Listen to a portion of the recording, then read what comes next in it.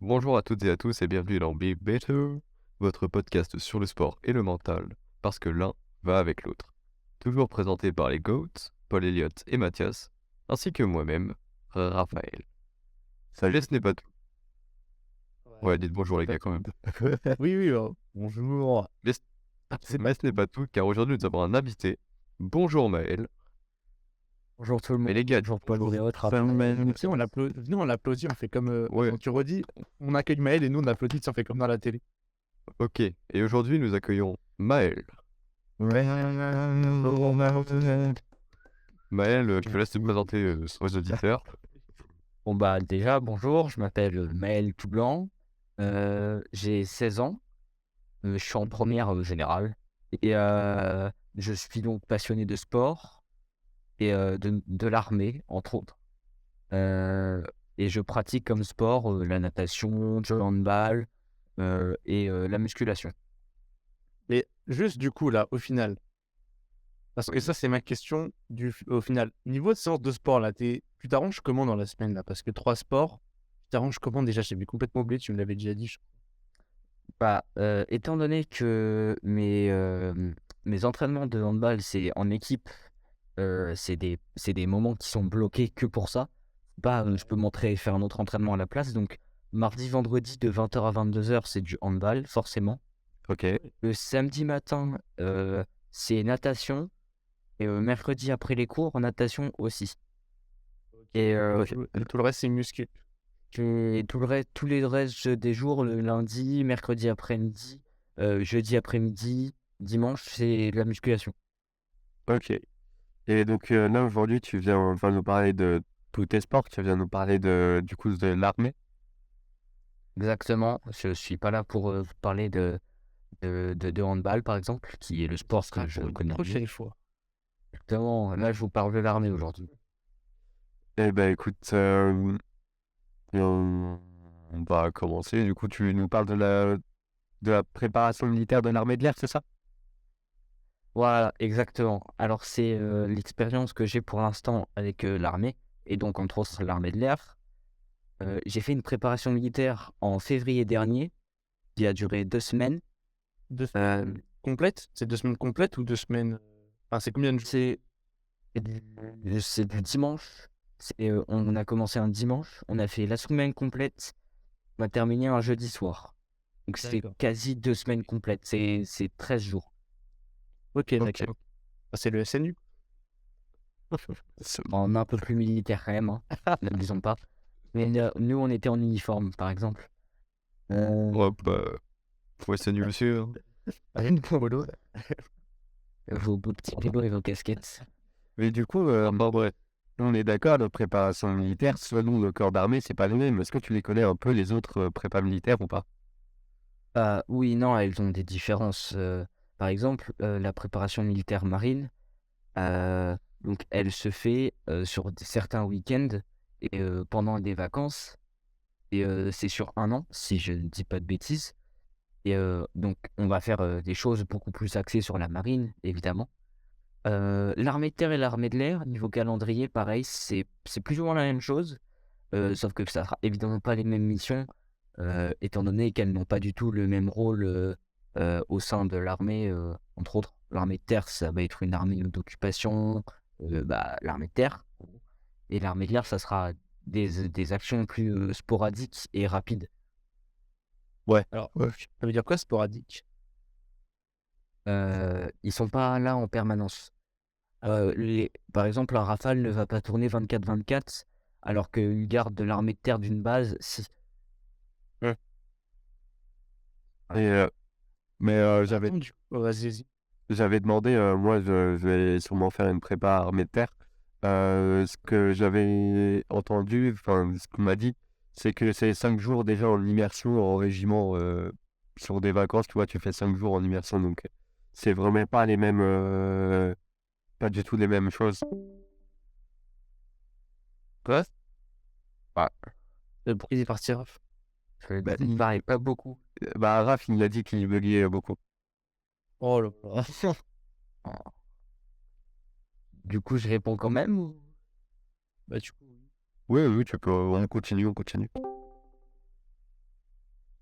Ok, très bien. Donc, alors, c'est pas l'armée de l'air. La manière dont ça se passe, c'est une intégration en caserne. Donc, tu rejoins une compagnie de gens qui font la même chose que toi. Et alors, c'est coupé en 2 semaines. La première semaine, c'est une PMI, c'est une préparation militaire initiale. La deuxième semaine, c'est une PMPDN. Donc, c'est pour le perfectionnement d'armes et de la défense nationale. Donc voilà, c'est PMPDN, c'est période militaire C'est de perf. PDN. C'est PMP, c'est Et- PMPDN. Ah, ok, je crois que c'était préparation C'est, militaire pour prise de masse. Ah non, non, non, non, ça serait trop drôle. N'empêche, le mai, c'est assez bon pour faire une prise de masse, je pense. Ah, Et sinon, vous faites quoi? Genre, il y a quoi de différent entre ces 2 semaines? Ah, la première semaine, ça va être en sachant qu'il y a des gens du SNU qui font la première semaine. Et eux, la première semaine, ça va vraiment être du sport et des visites d'unités et certains cours. Sauf que la deuxième semaine, ça va être beaucoup plus militaire. Ça va être déjà la discipline est renforcée. Moi, par exemple, j'ai fait une marche nocturne. ah ouais. Euh, on fait des courses beaucoup plus. Et après, c'est des cours vraiment militaires, du tir, lancer de fausses grenades. Hein. On va pas gaspiller des vraies grenades pour des Mongols comme nous, en disant. Ouais, c'est ça. On apprend la discipline militaire et certains trucs que les militaires connaissent bien, la topographie par exemple, ou ce genre de choses. Ok. Camouflage. Ah C'est- ouais. Et La photo de toi camouflé. Pardon? J'ai pas entendu. J'ai dit, c'est dommage qu'on n'ait pas de photo de toi camouflé. J'en ai une. Non. Ah si, j'en ai. Ah, mais Après, tu nous l'envoies. Je vous la montrerai alors. comment t'as su, comment t'as eu l'idée de faire une prépa et déjà comment t'as su que ça existait? Alors, c'est grâce au CIRFA que j'ai su ça, parce que j'ai la volonté de devenir militaire depuis un moment maintenant. Ouais. Et Alors, attends, je précise ce qu'est le CIRFA, c'est le Centre d'information et de recrutement des forces armées. oui, voilà, c'est ça. Oh, vous êtes fort en abréviation. Oh, t'as révisé, Mathias? J'ai un peu intérêt. Donc le CIRFA est découpé en 3 parties, même 4 peut-être. Je ne sais pas s'il y a un CIRFA de gendarmerie, Si, je crois ouais, qu'il y en a un. probablement. Hein. Mais donc CIRFA terre, mer et air, donc pour les différentes armées. Bah attends, du coup, est-ce qu'il y a un CIRFA pour les pompiers? Tu sais, les pompiers militaires? Non. Alors, Non, parce que je crois pas. les pompiers de Paris, je ne m'avance pas parce que ce n'est pas mon domaine, mais je ne suis pas sûr qu'ils aient des unités de réserve. Que les pompiers de Paris, ce sont des militaires de l'armée de terre. Comme les marins-pompiers de Marseille sont des militaires de l'armée de la marine, pardon. Donc j'imagine que les pompiers réservistes, ça existe, mais probablement pas dans l'armée. C'est beaucoup plus pompiers. Ok. Et donc j'ai pris rendez-vous avec le CIRFA pour toute autre chose. Et la major qui m'a reçu, après notre entretien, tout ça machin, et une discussion, m'a parlé de cette formation-là et de ce qui en découlait derrière. Donc j'ai tout de suite été emballé par le projet. Hein. J'ai fait mon CV, lettre de motivation, etc. Très rapidement derrière, que j'ai envoyé. Et après, donc ils se réunissent entre eux et ils font la sélection de qui ira à cette formation-là et qui n'ira pas. D'accord. Donc moi j'ai eu la chance d'être choisi et du coup j'ai pu faire ma formation en février. Et C'est quoi les critères, du coup, pour être choisi dans l'histoire? Alors, j'ai discuté avec... alors quand j'ai été au CIRFA, il y avait donc la major qui m'a reçu et il y avait je crois que c'était un adjudant-chef qui était avec elle. Et j'ai discuté avec ce monsieur-là un peu après, j'ai revu. Et en fait, il m'a dit que quand ils choisissent qui ira ou non, ça se joue sur des choses comme la motivation au moment de l'entretien, par exemple. Parce que comme on ne va pas au CIRFA tout le temps, quand ils nous en parlent, ils voient bien qu'on est motivé par le projet ou non. Et c'est comme ils veulent donner la chance à tout le monde au niveau du CV. Donc, à part s'il y a des choses pareil, ils font une enquête sur toi si t'as pas commis de délit, etc. Ouais. Ça va vraiment jouer sur la motivation. Euh, et maintenant, c'est ce qu'il m'a dit. Il y a la moitié des places qui sont réservées à des gens du SNU. Ah ouais? Parce que Bah, Raph, c'est au SNU, il y a les 2 premières semaines que tu fais vraiment SNU. Et après, je crois que tu dois faire une semaine de plus dans un endroit. Dans un truc d'intérêt général. Alors, ça, je Voilà, c'est ça. peux éventuellement clarifier un peu. De base, c'est du coup le SNU, ça se divise en 3 parties. Donc la première, c'est un séjour de cohésion de 12 jours. Donc on pouvait être déployé un peu partout sur le territoire, même en outre-mer. Et c'est forcément dans un autre département, voire une autre région, en fonction des périodes de séjour. Donc après, là, il y a une deuxième étape, c'est une mission d'intérêt général. Donc normalement, c'est 84 heures. Mais si vous faites une PM, du coup, ça peut, je crois, être une seule semaine et après, c'est fini. Et après, il y a encore une autre étape, mais celle-ci, elle est facultative. Et je sais même pas ce que c'est. Ouais, ok. Bon, voilà. Non. Ok. Bah après la première semaine de la PM, honnêtement les 84 heures tu les fais en une semaine, hein. Parce que du coup tu fais du dimanche au dimanche et sauf que le dimanche au dimanche, quoique c'était peut-être samedi qu'ils sont partis ceux du SNU. Parce que t'es pas nous par exemple, il y a beaucoup de gens du SNU qui sont restés la deuxième semaine. Il y en a que quelques-uns qui sont partis. Mais l'emploi du temps en PM il est quand même assez chargé, hein. C'est des heures et tu te lèves très tôt et tu te couches assez tard. Bah, attends, Ouais. du coup, là, tu nous parles de rêve et tout. Ben, fais-nous la journée type. Comme ça, on se met dans le truc. Tu vois. Je vais vous faire ma journée type de PMI et de préparation. Ok, alors normal. Alors la revue de chambre est à 6h30. Alors à savoir, hein, je dis un horaire, enlevez toujours 5 minutes. Toujours. Il faut toujours avoir 5 minutes d'avance. C'est la règle, voilà. Et encore, ils auraient pu nous en mettre 10, mais ils ont été gentils. Euh, Ok. donc, par exemple, quand je dis revue 6h30, en soi, il faut être prêt à 6h25. Donc, et quand je dis prêt, donc c'est uniforme complet, donc c'est le treillis complet, tout ça, machin, bien propre. Les lits sont faits, le ménage des chambres sont faits, et le ménage du bâtiment général, donc c'est-à-dire le couloir, les salles de bain, tout ça aussi. Alors, généralement, donc tout ce qui est couloir, tout ça, machin, c'est les TIG. Généralement, les TIG, tu les fais pas le matin, parce que t'as pas le temps. Ouais, les TIG. Mais donc, les TIG, c'est travaux d'intérêt généraux. Ouais, d'accord. Dommage. Et donc, tu dois être prêt à 6h25.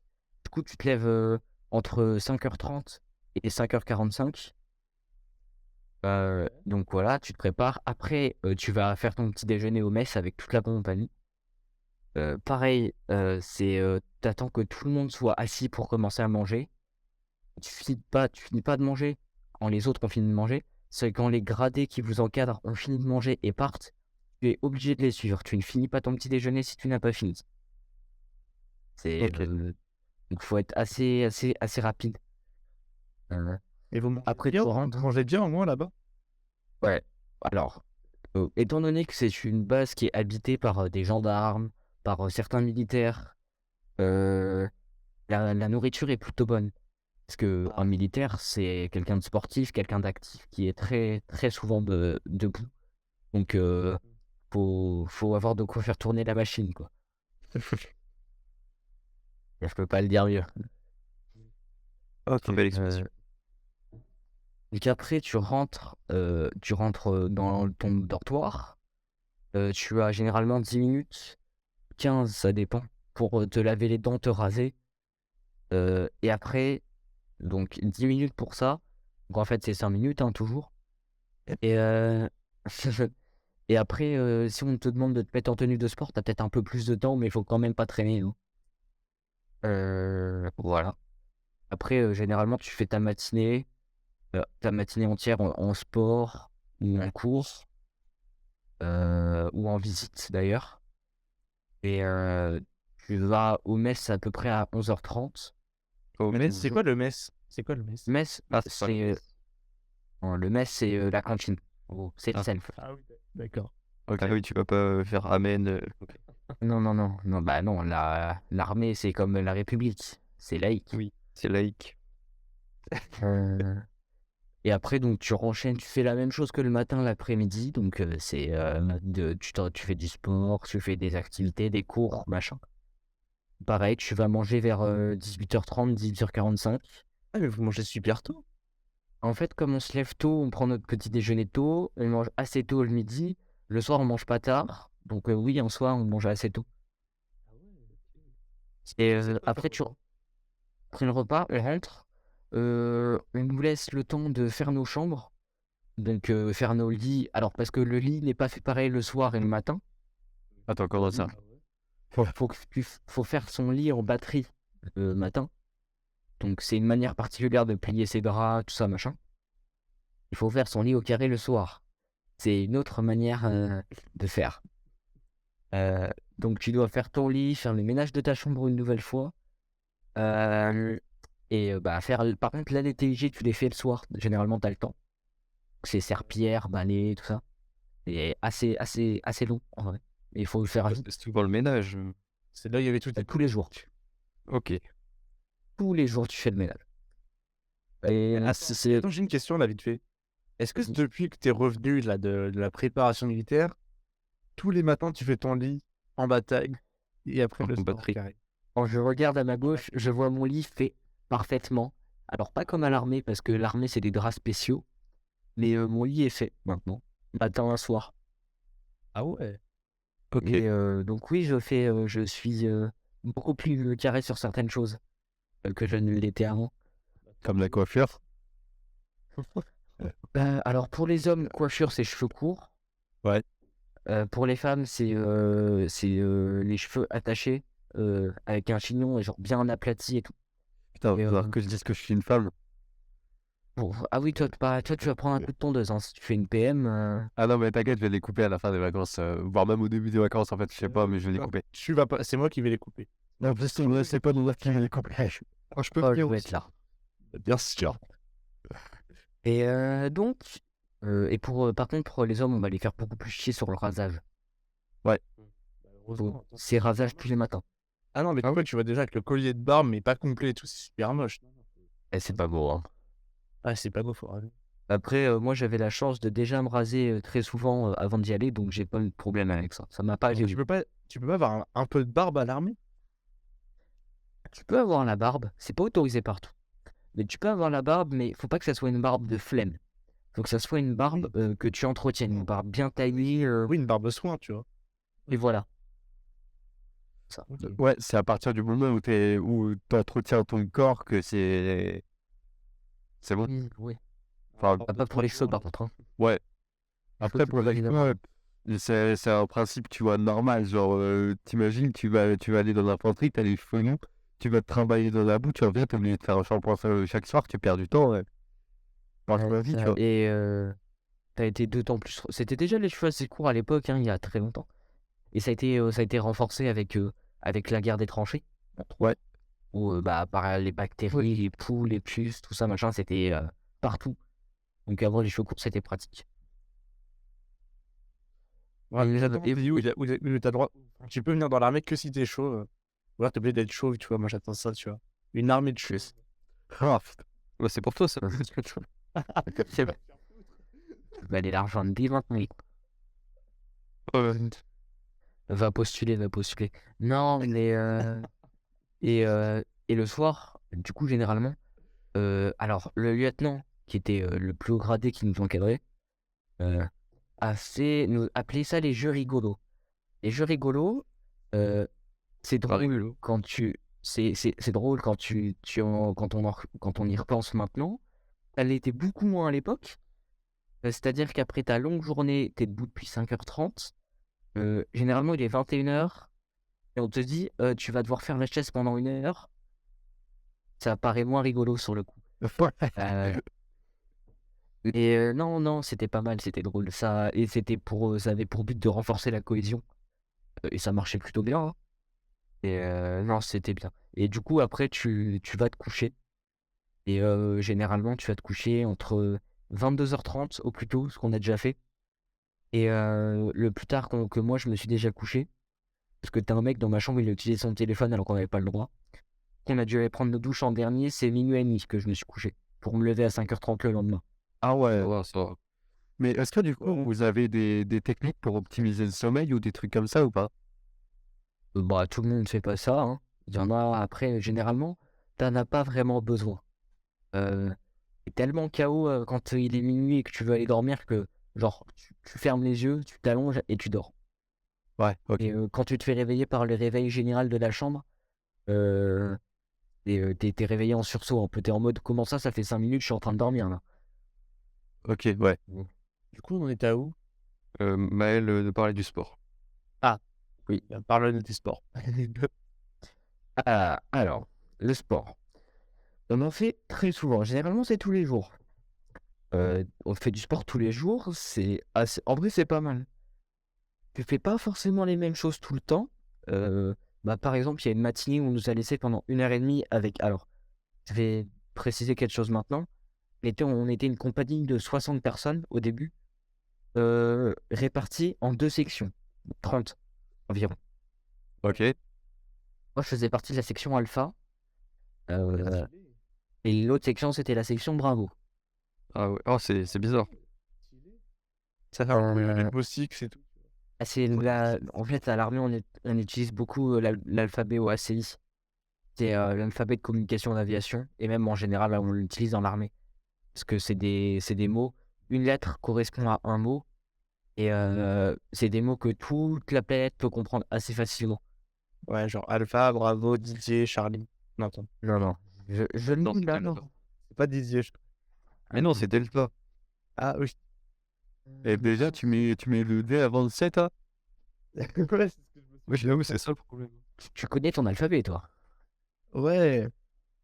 Alors, normalement, je l'ai par là, parce que j'ai mon petit Tu carnet m'as dit d'armée. que gosse, on est coach, hein, on n'est pas pro de français. L'alphabet OACI. Donc, il est utilisé quand on doit transmettre un mot donc compliqué qui est pas forcément qu'on peut pas forcément comprendre, et donc des lettres isolées ou des groupes de lettres, c'est comme ça. Donc, ça Genre, fait alpha. Finalement, tu le dis comment? Ouah, ça serait un peu long, mais on n'utilise pas forcément c'est compliqué. Je vais pas vous faire des détails sur la transmission parce que ça va faire dormir tout le monde. Ok. Du coup, l'alphabet, ça fait Alpha, Bravo, Charlie, Delta. Coup, Foxtrot, Golf, Hotel, India, Juliette, Kilo, Lima, Mike, November, Oscar, Papa, Québec, Romeo, Sierra, Tango, Uniforme, Victor, Whiskey, X-Ray, Yankee, Zolo. Zolo. J'avoue. Donc, voilà. Moi, j'étais section Alpha, l'autre section, c'était la Bravo, et on était la compagnie. Donc, Attends, la compagnie s'appelle comment? avait pas de nom. Après, actuellement, on a un groupe Instagram où il y a tous les gens avec qui on était pendant cette préparation militaire. Le nom de la compagnie, c'est Compagnie Bergerie. Oui, Vous allez vous demander pourquoi. La 7ème, tu vois. Ça aurait été- Bon, j'ai un max.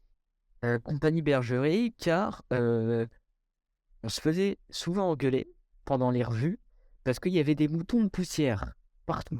Ouais, il y a des endroits, c'était catastrophique à nettoyer. Et du coup, souvent, ils arrivaient à trouver des moutons de poussière. Et du coup, ils disaient ah, c'est une bergerie. Les gradés qui disaient ça. Ils disaient oh, il y a une bergerie, tout ça. Donc, c'est resté. Et maintenant, c'est la compagnie Bergerie. Mais c'est trop bien. Est-ce que les militaires sont sur le groupe Insta? Pas les gradés? Les gradés Les gradés, non, ils sont pas sur le groupe Instagram. Par contre, on a un groupe avec eux. Et c'est sur WhatsApp. Et c'était juste pour échanger des photos. C'est belle. Mais donc, il y a eu une matinée pendant 1h30. Ma section et moi, on a été dans une salle de sport où tu avais un ring de boxe, t'avais des machines de cardio et une salle de muscu. Et on était encadré par par l'adjudant-chef, je ne sais plus comment. Et, Sympa.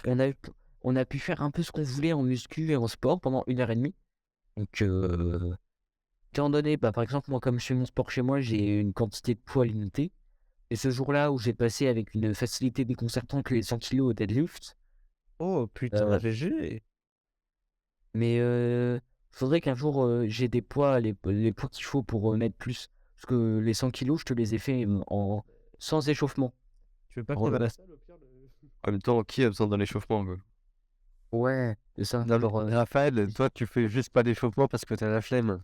Et après, tu te blesses en plus. genre échauffement, quand je parlais d'échauffement, c'est faire une partie de séance avant. Genre là, vraiment, je faisais autre chose et tout. Je faisais de la boxe avec un gars de ma section. Et après, je vais dans la salle de muscu, je vois des amis de section qui sont en train de faire du soulevé de terre. Il y avait 100 kilos. Ils me font, tu veux essayer? J'ai fait, bah ouais, tranquille. J'ai pris la ceinture. J'ai mis la ceinture pour le dos là. Et vraiment, j'ai pris les 100 kilos, je les ai soulevés tranquille et je les ai reposés et je suis parti ailleurs. Euh, C'était assez drôle en vrai. Ça devait être incroyable. Donc, tu glisses pas à la salle du coup. Parce que l'avantage que j'ai à faire de la musculation chez moi, c'est que, bah, par exemple, le lundi soir, je fais de la muscu entre 20h et 22h. Ouais, c'est vrai. Et le dimanche. Mais tu dors à ça quelle heure, chez toi? Il dort pas. T'auras jamais, je suis Batman. Même sorry, ok. Non, ça dépend. Entre 23 et minuit, généralement. Tu vois que Batman, il a fait une paix. Ok. Mais il est riche, il a pas besoin de ça. Mais donc, ouais, non, pas mal de sport. Ok. De la musculation, de la course, pas mal de sport collectif aussi. Le but.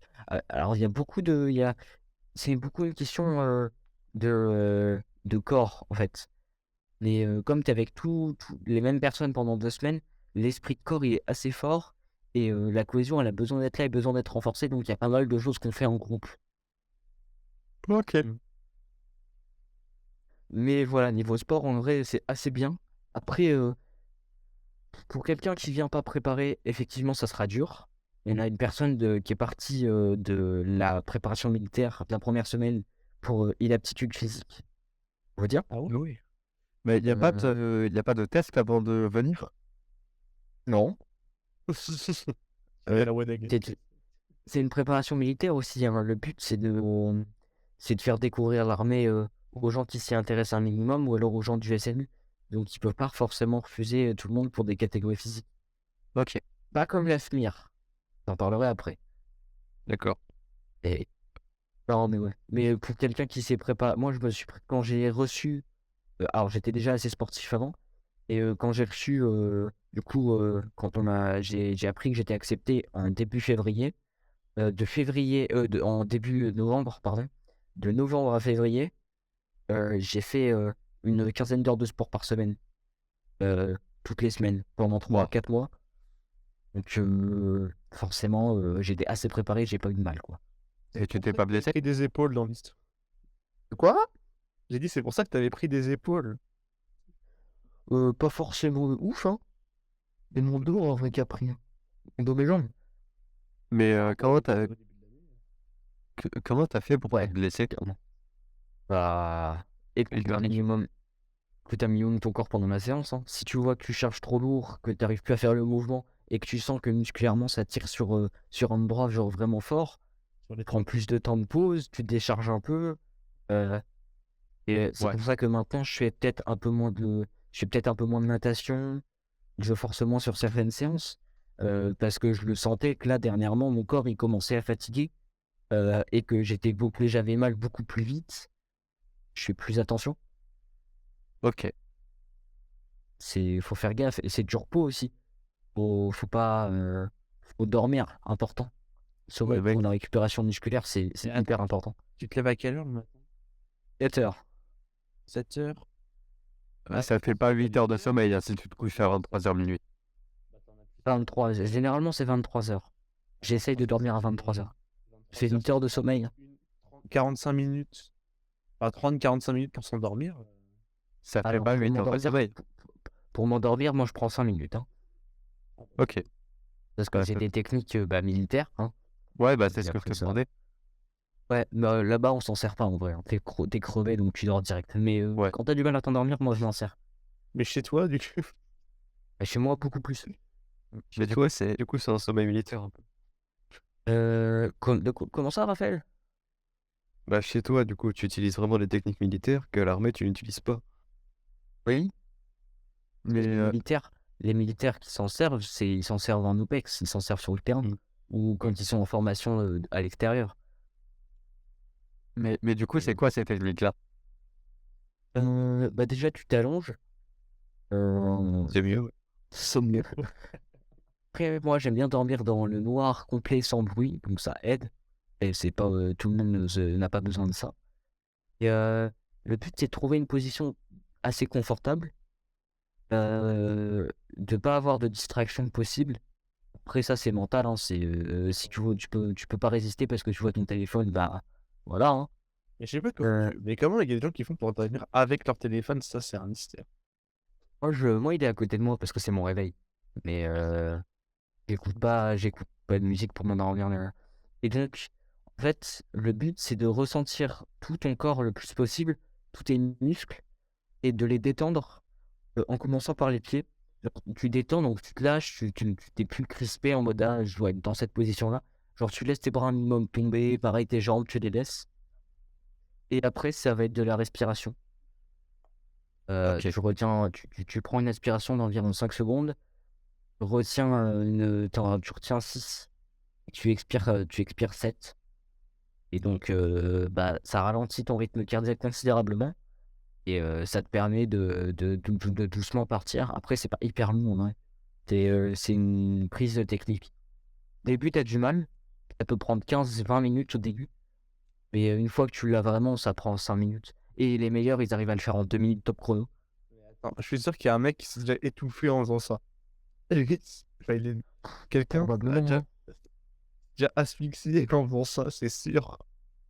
Ah là là. Bah écoute, t'essaieras et tu nous dis si tu réussis à t'étouffer. J'avoue, bonne idée, ça.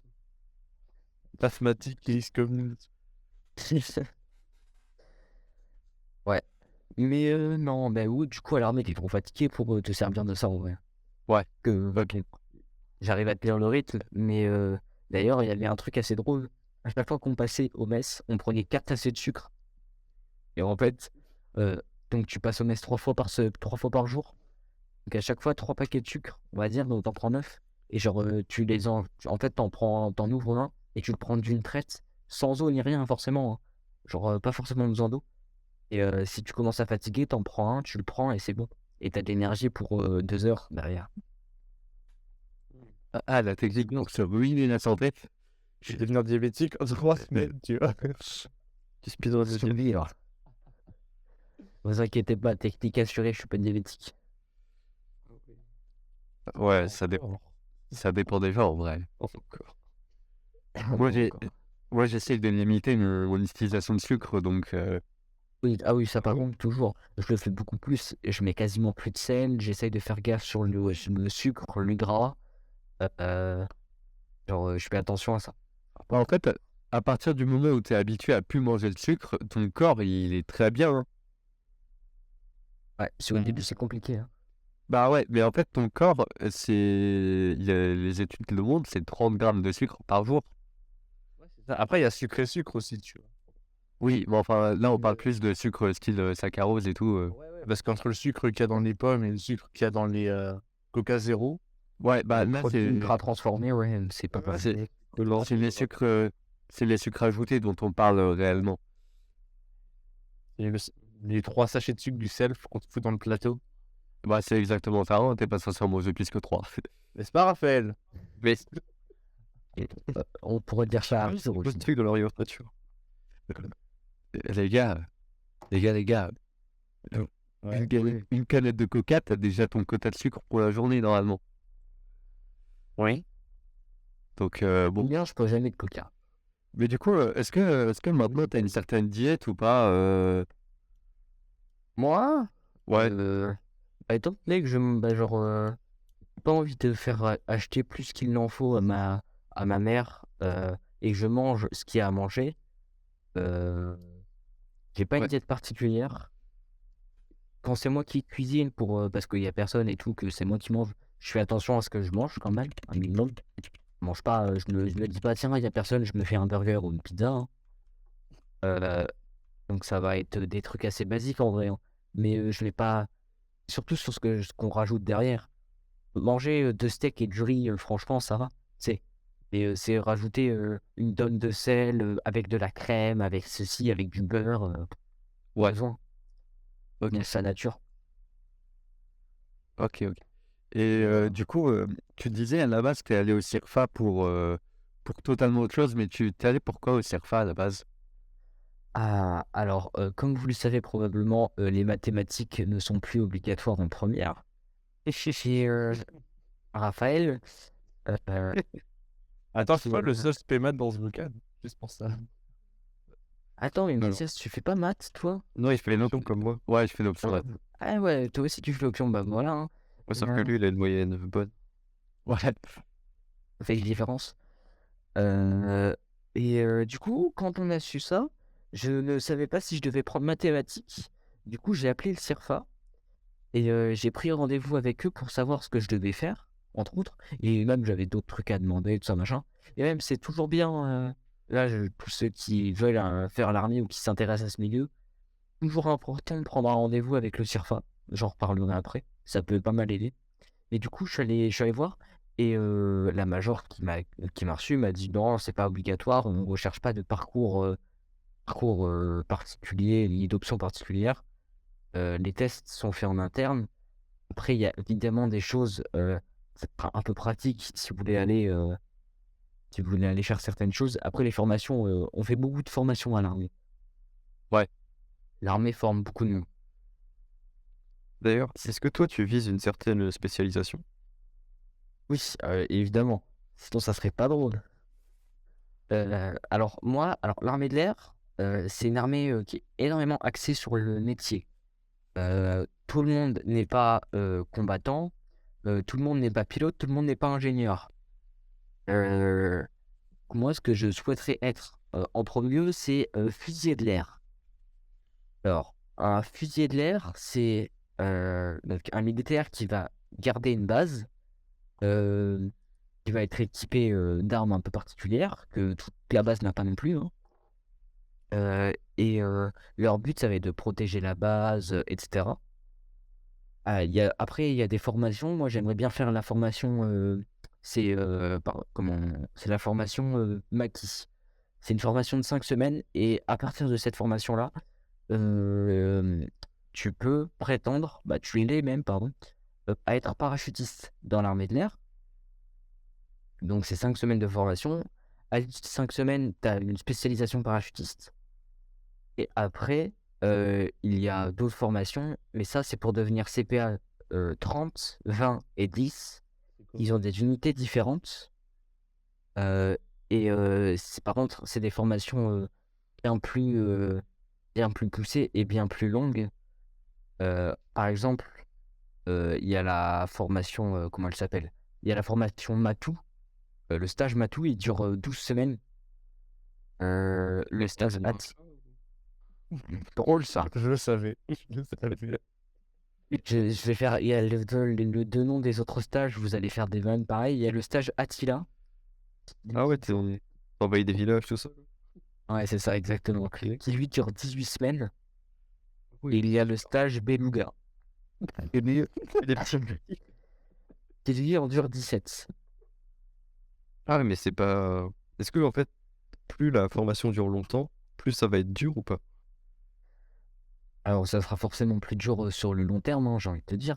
Mais ça ne sert pas aux mêmes choses. Par exemple, pour être CPA 30, euh, il y a besoin du stage max, forcément. Alors, tous les CPA, comme c'est des commandos parachutistes, vous vous doutez bien qu'on est obligé d'être parachutiste, hein. Bah, c'est mieux. Donc, il y a évidemment le stage Maki. Et après, ça sera le stage Matou de 12 semaines et le stage Attila de 18 semaines. Qui c'est qui a trouvé les noms? Qui c'est qui a trouvé les noms? Je ne sais pas. Mais il n'est pas doué. Pas doué du tout. Alors, en sachant que le CPA 30, c'est le commando parachutiste de l'air numéro 30, c'est une unité de commando de l'armée de l'air. Ouais. Ça fait quelques années qu'elle existe maintenant. Et l'émission, c'est récupération de personnel isolé, et c'est de la recherche et sauvetage au combat. Donc voilà. Et c'est de l'appui aérien et centré sur l'aéromobilité et le renseignement. Ok. Ok. Et Oui, vas-y. Pardon. est-ce que ça dépend du commandement des opérations spéciales ou pas? Oui, les CPA, oui. Ok. Après, c'est à différents degrés.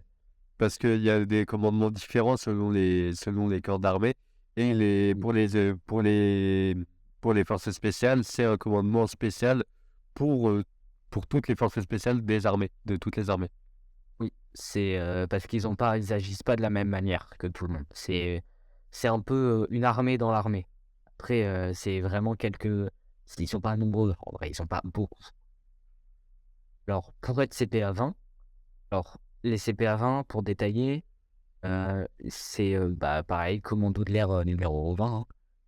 Et leur mission, c'est de la patrouille extérieure, c'est de la fouille opérationnelle.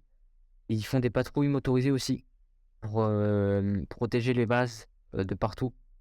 Et c'est assurer la sûreté aérienne. Alors généralement, les CPA-20, et comme c'est des commandos, quand il y a une guerre qui commence quelque part et qu'on est concerné, il faut protéger une base. En priorité, c'est les CPA-20 qu'on va envoyer parce que ce sont eux les mieux formés et les plus importants, on va dire, qui vont savoir agir mieux, même si les fusiliers de l'air classiques sont formés pour. Ok.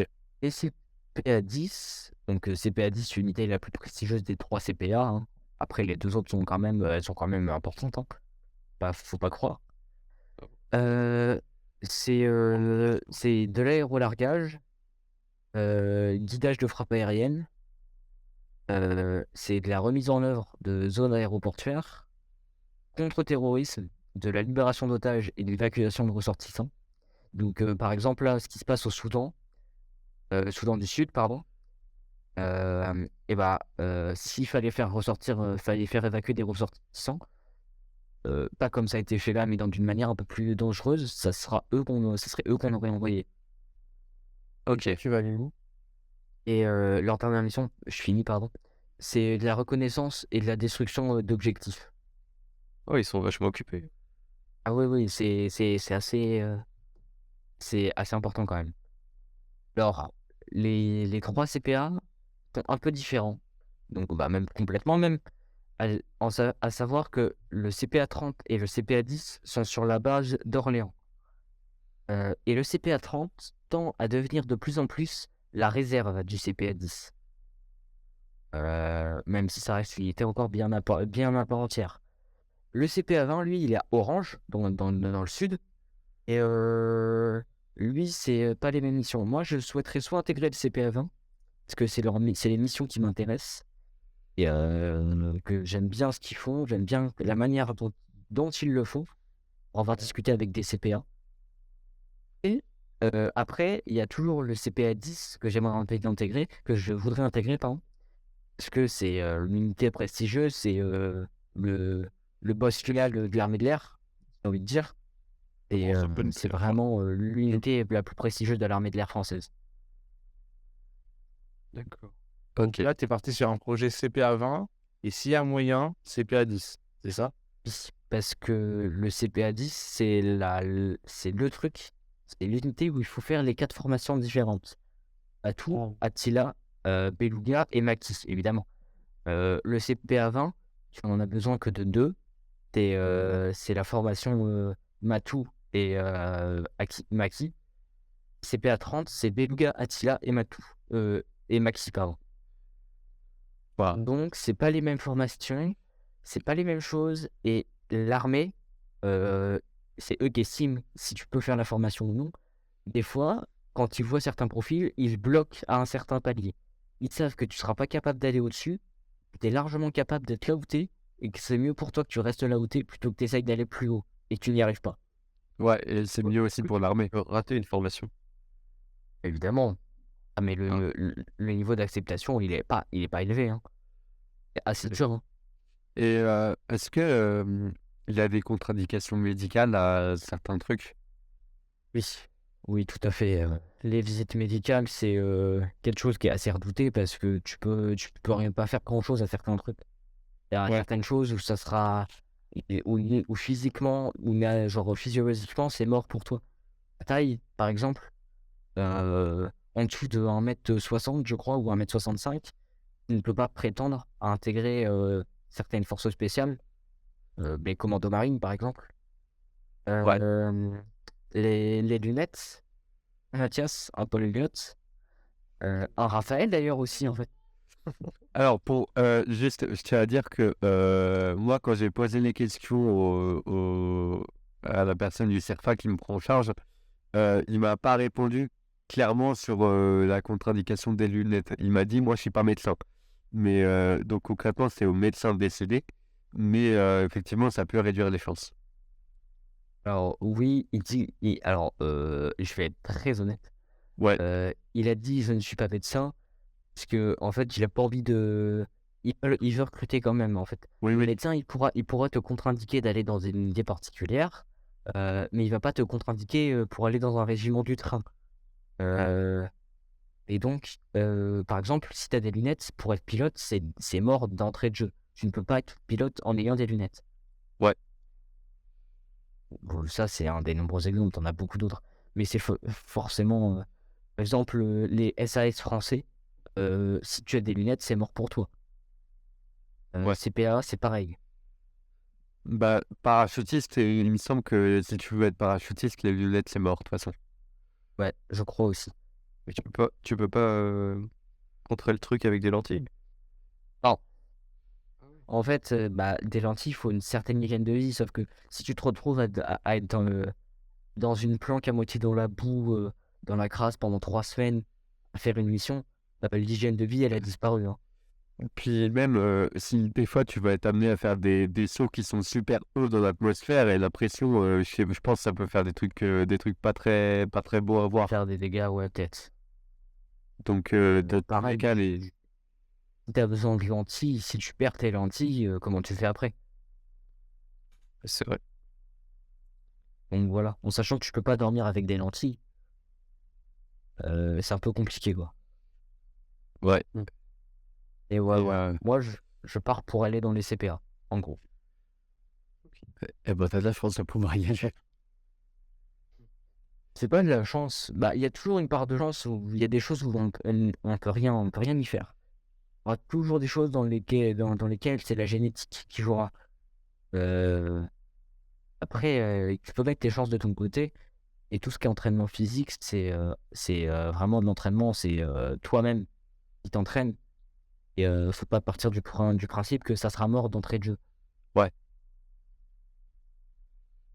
toute façon, si tu veux vraiment t'engager, il y aura toujours une place. Ils auront toujours une place pour toi dans l'armée.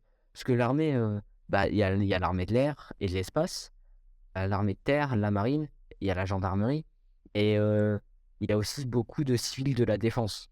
Oui. Donc, C'est quoi civil de la défense? civils de la défense, c'est des gens qui travaillent pour l'armée mais qui sont pas militaires. Ah, ok, d'accord. Et t'as des exemples de postes? À tous les gens qui travaillent au ministère de l'armée, hors militaires, hors réservistes militaires Saint-Jean. Par exemple, une secrétaire du ministère de l'armée, qui dit pas de bêtises, elle est civile de la défense. Elle est pas militaire pour autant, elle est secrétaire.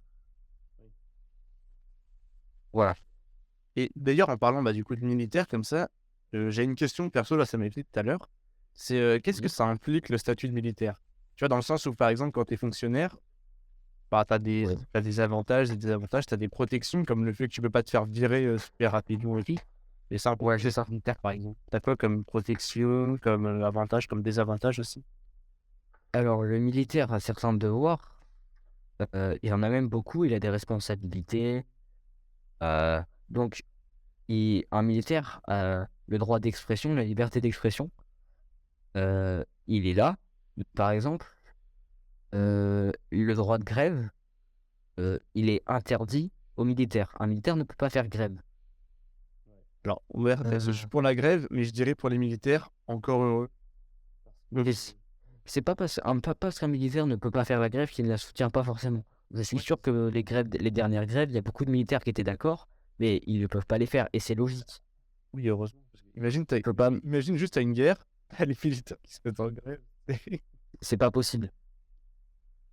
Pareil, bah, tout ce qui est laïcité, donc, c'est libre. Tu peux avoir la religion que tu veux. Tu peux être tu peux avoir ton opinion politique, mais tu n'as pas le droit tu n'as pas le droit de les exprimer quand tu es en service et quand tu es en activité militaire.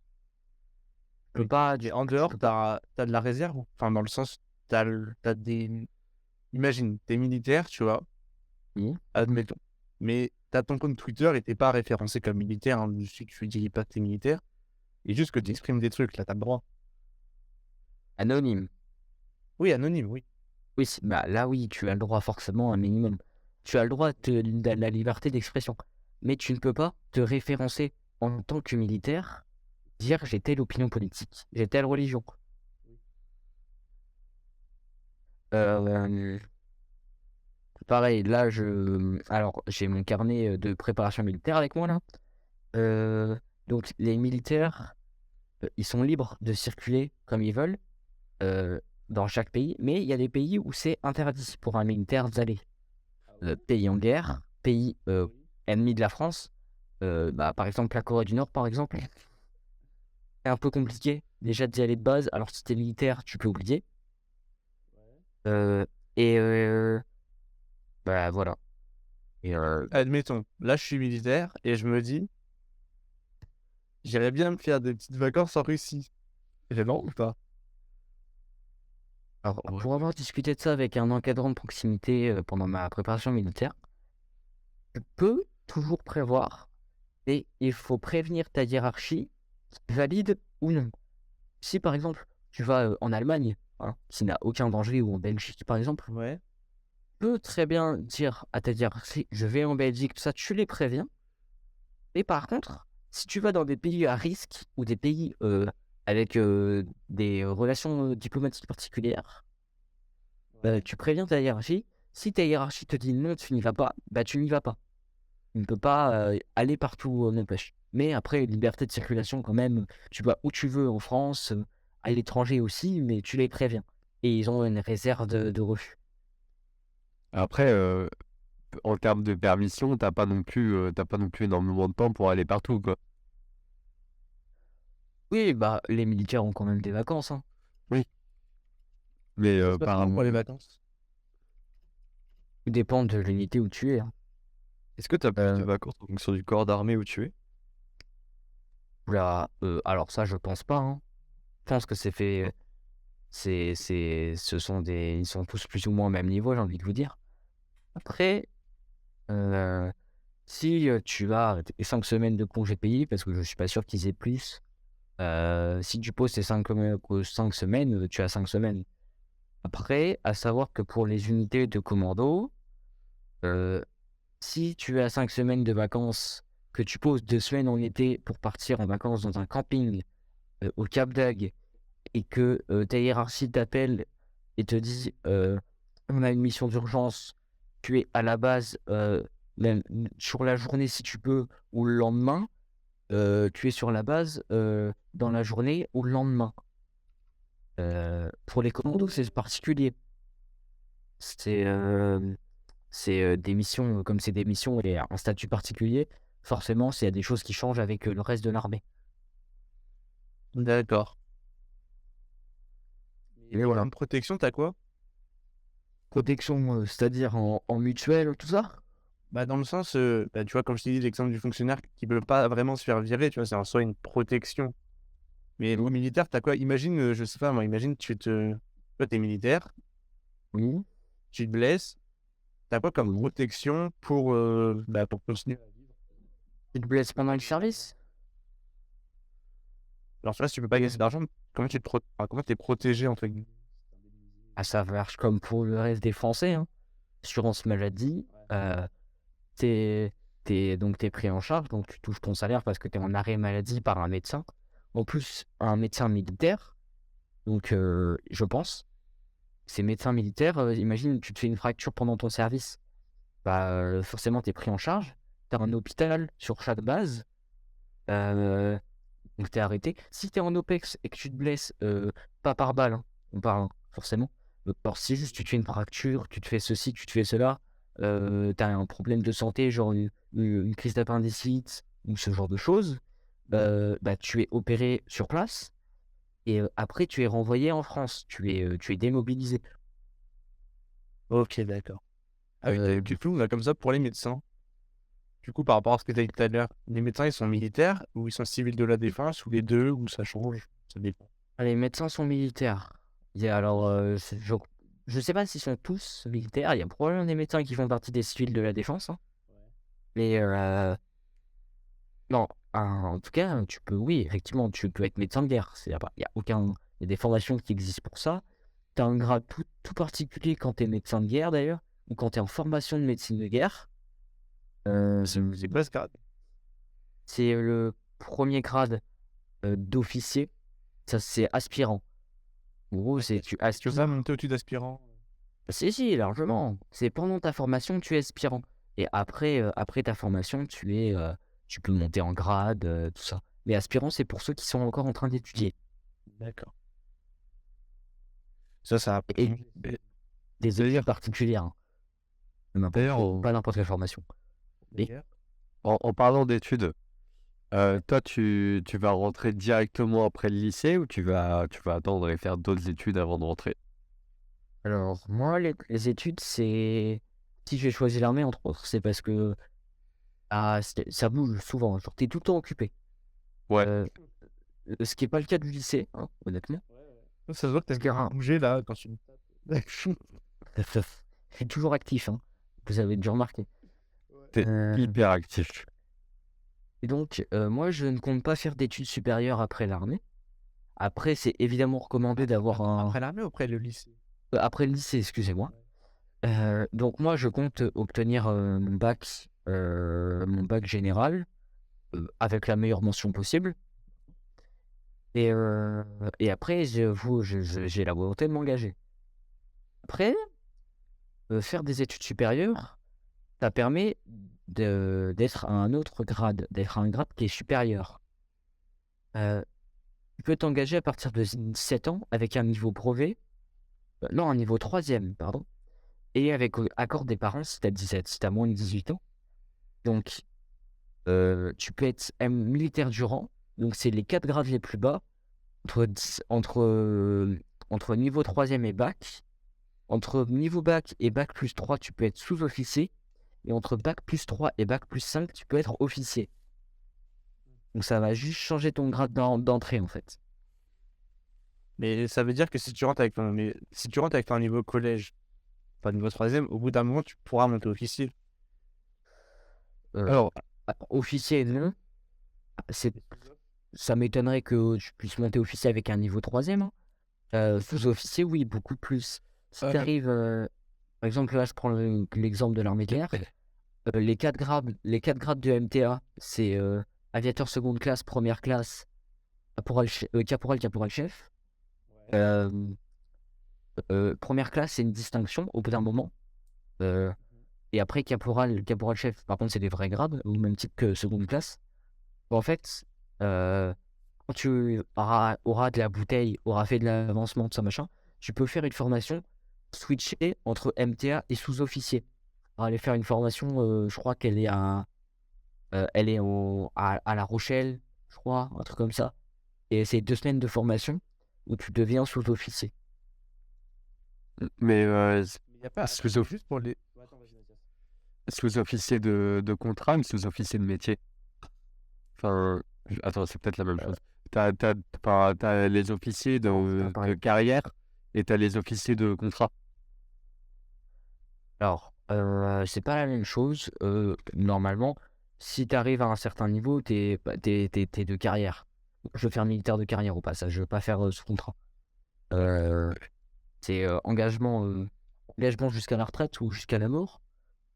Mais Mais donc, non, c'est au bout d'un moment, t'es quand même plus sous contrat. Après, tu peux rester sous contrat toute ta vie, mais c'est moins intéressant. Ouais. Sous contrat, c'est pas les mêmes avantages ni les mêmes revenus. Euh, et les mêmes possibilités d'avancement dans l'armée sous contrat que de carrière. Parce qu'ils vont tendance à avoir à former beaucoup plus un militaire de métier parce que de carrière, parce qu'ils savent qu'il va rester. Un mec qui a un contrat qui finit dans 2 ans, ça ne sert à rien de le former trop en sachant que dans 2 ans, il ne sera plus là. S'il se réengage pas derrière. Mais voilà. D'ailleurs, t'as pas parlé de ça tout à l'heure, ou alors je n'ai pas écouté, c'est horrible. Mais toi, quand tu étais à ta préparation militaire, là, Oui. en soi, t'avais intégré l'armée pendant un petit temps. Oui, c'est ça. Et du coup, est-ce que vous aviez un grade dans vous? Une sorte de statut? Non, nous, on n'était pas gradés. Attends. Il a fait une Batman. Il a disparu. Attends, il a fait tel le fantôme de l'opéra. Et du coup, faudrait arriver que quelqu'un évacue la phrase qui aura fait partie quand même. Bah attends, il est où, Raph? Il est vraiment parti par contre? Raph, il est parti il y a peut-être 10 minutes. Hein. Parce que j'ai pas les sons de Discord. Ouais, il est pas parti il y a 4 secondes. Ouah, mais attends, pourquoi il est parti? Je sais pas. Ah bon? Peut-être. Moi, ma mère vient de m'appeler pour manger, mais je lui ai dit que je mangerai après, c'est pas grave. Pas grave. Et donc, alors, on était considérés, et encore, pas comme des militaires, était en préparation militaire. Par contre, alors moi, c'est ce que je compte faire au mois de juillet, c'est la FMIR, et c'est pour devenir réserviste. Là, à l'entrée de FMIR, signe un contrat, et tu es officiellement militaire de réserve. Là, on sera considéré officiellement comme des militaires, et là, on aura un grade. Donc, c'est seconde classe, en gros. Ok. Et c'est pas les mêmes formations aussi. On prend pas la même chose. Là, nous, on a fait du tir à la carabine en PDN. On a fait du tir à la carabine, ça machin. En FNIR, c'est du tir au FAMAS. Ouais. Ça change le niveau, quoi. On veut une photo de Maël avec un FAMAS. Est-ce qu'on en a une? Est-ce que j'en ai une? Non, j'en ai pas. Là, on a démonté et monté des FAMAS. Ah, c'est stylé ça. J'ai fait du montage et du démontage de FAMAS. D'ailleurs, c'est hyper incroyable. Vraiment, c'est trop bien. Et je crois pas que j'ai de photos où je suis avec un FAMAS. Parce que. Et tout à l'heure, on parlait d'études supérieures. Est-ce que tu peux faire tes études sup dans l'armée? C'est possible ça ou pas? De faire des études sup dans l'armée? Est-ce que l'armée propose des sortes de cursus, entre guillemets, pour monter, entre guillemets, en niveau... Scolaire? je sais pas. Ouais, un peu niveau scolaire. Mais t'as étudié des trucs de l'armée. Tu vois, genre, est-ce que l'armée, elle a une sorte d'école, entre guillemets? Il y a beaucoup de formations dans l'armée. Attendez 2 secondes. Bah, moi, on m'a dit une chose. On m'a dit, tu travailleras sûrement plus de cours à l'armée que tu ne l'as fait au lycée. Il y a beaucoup de cours à l'armée. T'es généralement toujours en train d'apprendre des trucs, en vrai. T'as beaucoup de formations, t'as beaucoup de réunions, t'as beaucoup de choses autour de ça. Donc en fait, tu apprends toujours à énormément de formations dans l'armée. Pareil, pour les militaires qui décident après, au bout d'un moment, de partir de l'armée, tu peux te former à l'intérieur de l'armée. Parce que t'as des formations pour beaucoup de choses. Hein. T'as des formations t'as tout plein, en fait. T'en as plein, t'as plein de possibilités. Et ça permet de faire une réintégration derrière en société. Parce que militaire, c'est un métier un peu à part, en vrai. Et c'est un métier normal, mais c'est un métier un peu particulier. Parce que... Ouais, je pense que c'est un métier où tu peux vite être contraint à changer de métier. Ah bah, si au bout d'un moment, t'as un accident, t'as un grave accident et que t'es inapte, t'auras toujours moyen, si t'as un grade un peu particulier, d'être dans un bureau, tout ça, machin. Encore, même pas, non, bah non, je dis n'importe quoi. Tous les ans, les militaires, qu'ils soient vraiment sur le terrain, plus dans des bureaux, ils ont des tests tir, des tests physiques, tout ça. Donc en fait, non. T'es obligé de faire autre chose. Parce que moi, on m'a dit, pour l'armée de terre en tout cas, c'est un socle commun, c'est-à-dire que tout le monde a le même métier de base et du coup a la même formation de base. Oui, l'armée de terre, oui. L'armée de l'air, non. Ok. Je crois pas en tout cas. Et pareil, l'armée de l'air et marine, c'est un peu différent de l'armée de terre sur ça. Et tu connais des gens qui sont allés, qui sont dans la marine. Qu'on fait des préparations marines.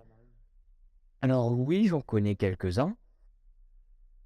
J'ai une amie dans ma classe qui a fini d'ailleurs sa PMM il y a peu de temps. Avec qui j'ai fait ma PMI en même temps, à l'armée de l'air. Donc qui était en train de faire sa PMM et qui a fait sa PMI. Et une autre ancienne amie qui j'ai plus trop contact, hein, et qui fait sa PMM aussi, et qui faisait sa PMM en même temps que mon ami à moi, et qui a fini pareil. Et qui du coup là, je sais pas quel grade, et ils sont dans la marine maintenant. Et armée de terre, non, j'en connais pas qui l'ont déjà fait. J'en connais qui veulent le faire. Haha. Il y a toi, Mathias, entre autres. Il y a Paul Elliott, l'ami dont tu m'avais parlé, avec qui j'ai discuté, qui aime faire ça aussi. Non, voilà, après, c'est beaucoup de choses. Moi, je connais quelqu'un qui a intégré un régiment de train. Le régiment du train d'armée de terre. Ouais. Ils ont fait une défilée l'année dernière.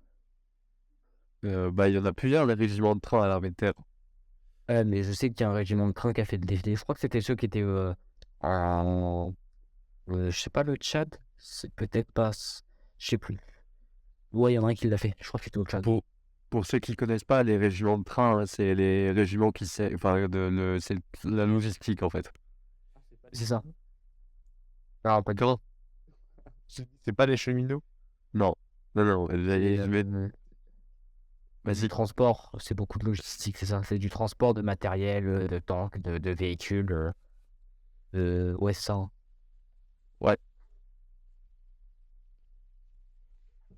Ah, ouais, et voilà. Après, je vous ai dit déjà pas mal de trucs, hein, je pense. Hein. Bah, attends, je suis en train de me moucher. Waouh. Après, il y a aussi quelque chose. Le chef des armées, c'est le président. Hein. C'est donc là, c'est Emmanuel Macron du coup. Et le leader des armées actuelles. Quoi? Est-ce qu'il a fait sa PM? Ça m'étonnerait. Et le ministre des armées, il s'appelle Sébastien Lecornu. Voilà. Jamais. Mais ça va. 2017 en fait. Si. Ah ouais, c'était pas lui, hein? Non, ça a changé. Florence Parly à un moment. Je crois qu'après c'était lui. Ah, quoique, si, peut-être, ça fait quelques années qu'il est là. Hein. Mais de toute façon, Pas que depuis 2022 qu'il est là. Hein. Non, ça fait un petit moment. mais ouais. Je crois qu'on a fait le tour de ce qu'on avait à dire. Hein. Clairement. Alors, juste, si vous entendez plus Raphaël, c'est normal, hein, il est parti manger. Il est vraiment parti à 10 minutes. Non, il y a 20 minutes. Ouais, et du coup, il vous fait des bisous. Il vous dit au revoir. Et si j'ai une dernière chose à rajouter, tous ceux qui écouteront et qui ont peut-être une volonté d'engagement, si vous avez des questions en plus, de choses qu'on n'a pas parlé, vous pouvez m'envoyer un message en privé sur Instagram. Et pareil, On va mettre même, ton Insta dans la description. et même si vous ne passez pas par moi, n'hésitez pas à contacter le CIRFA. Vous aurez toujours des renseignements et toujours moyen d'avoir un rendez-vous. Le CIRFA, Oui. c'est géré comment? C'est par région, par département? C'est comment? On a un CIRFA, nous, on a un CIRFA à Caen. Je sais qu'il y en a à Falaise, il y en a un qui est au Havre, un à Rouen. T'as des... C'est en ville, quoi. C'est pas vraiment par département. Non, c'est dans des villes assez importantes. Et donc, c'est vraiment c'est le service recrutement de l'armée. D'accord, donc c'est eux qu'il faut aller voir si on veut s'engager. Exactement. Ça. Pour tous ceux qui habitent à Caen et dans les alentours, vous tapez sur Google CIRFA Caen et vous allez trouver directement. Ils doivent avoir un site Oui, pour répertorier tous les cirques. je sais pas s'ils ont un site. Si, il y a un site. Il y a Si tous les CIRFA de France. Bah, je pense, ils doivent être référencés de toute façon. Ouais, si vous voulez, pour l'armée de terre, le site c'est s'engager.fr. Pour la marine, c'est êtremarin.fr. Pour l'armée de l'air, c'est quoi? C'est deveniraviateur.fr. hein. J'ai changé de nom. Qui c'est qui l'avait dit? Du coup, ouais, si vous voulez vous engager, n'hésitez pas à aller prendre rendez-vous. Même si ça vous intéresse de loin, ça peut toujours être cool. Vous pouvez découvrir votre voix. Puis, de toute façon, ils sont là pour vous écouter, pour vous conseiller, ouais. Et franchement, allez-y. Hein. Mais même si vous voulez découvrir, il y a des immersions. Donc, armée de terre, il y a des immersions. Armée de l'air, il y a des immersions. L'air, marine, tout ça. Ça vous Ouais. permet de faire une PMI, ça vous permet de découvrir un peu plus le milieu, la discipline, l'esprit de corps, tout ça. C'est ça. Du coup, merci beaucoup, Maël. Et si jamais vous voulez découvrir la discipline sans aller à l'armée, n'oubliez pas qu'il y a l'épisode 4 de Bibliothèque pour ça. Exactement. Et si cet épisode-là vous a plu, n'hésitez pas à liker, à vous abonner, à mettre dans les commentaires si vous avez des questions, on pourra essayer d'y répondre. On mettra aussi l'Instagram de Maël. D'ailleurs, Maël, si tu peux nous l'envoyer, s'il te plaît. On mettra son Instagram. Voilà, si vous avez des questions, n'hésitez pas à les poser dans les commentaires. Si vous avez des idées pour les prochains podcasts, etc., vous pouvez nous les dire. Ça nous fera très plaisir. Et on se dit à dans 2 semaines sur un prochain podcast.